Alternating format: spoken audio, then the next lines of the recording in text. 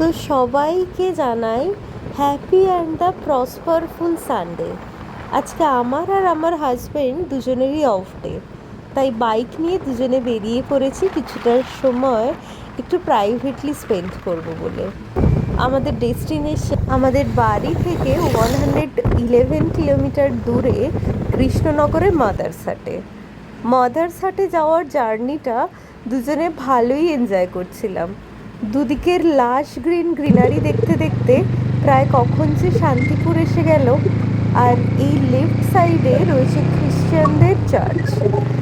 এরপরে আমরা সোজা যাব শান্তিপুরে। এই দেখুন কি সুন্দর শাড়িগুলো রোপে করে শোকাচ্ছে, এখন হয়তো কালার করেছে। এরপরে আমরা চলে এলাম ঠিক ইন্ডিয়ান অয়েলের রাইটে লেখা মাদারসাট।